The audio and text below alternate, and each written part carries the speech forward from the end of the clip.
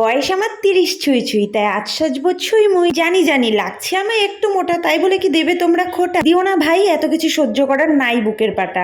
এই ছোট ড্রেস পরার জন্য কত কাঠখড় পুড়িয়েছি জানো কি তোমরা? বিয়ের আগে মা বলতো বরের সাথে বেরোলে এসব পড়ো, আর এখন এদিকে বর বেটা বলে কি না আমার নাকি বুড়ি বয়সে ভীমরতি হয়ে। আমিও বলে দিয়েছি দিল তো বাচ্চা হ্যায়, ছোট ড্রেস আমি পরবই। শরীর বড় হয়েছে, মন তো বড় হয়নি, তাই যতদিন মনটা বড় হচ্ছে না ততদিন আমি এসব পরবই। এর আগে শুনেছিলাম ড্রেস পরা নিয়ে নাকি যত শ্বশুর শাশুড়িরই মন্তব্য থাকে, আর এদিকে ননদ হয় ডবল শাশুড়ি। কিন্তু আমার ক্ষেত্রে তো টোটালি উল্টো। ননদ শাশুড়ি কেউ কোনো কিছু বলুক বা না বলুক, আমার বর তো এদিকে শাশুড়ির থেকেও দু কদম এগিয়ে আছে। আমার বরই যেন 3 ডবল শাশুড়ি মা। সত্যি বলতে এখন আমার এটা ভেবে আফসোস হয় যে ভাত কাপড়ের দিনে আমার বর যদি কাপড়ের দায়িত্বটাই শুধু নিত, ভাতের দায়িত্বটা যদি না নিতে বলতাম তাহলেও চলে যেত। কারণ না, খাওয়া দাওয়াটা কোনো মতে চলেই যাবে, কিন্তু কাপড় বাবা কোনো মতেই চলে। একটার জায়গায় যদি 4টে পাওয়া যায়।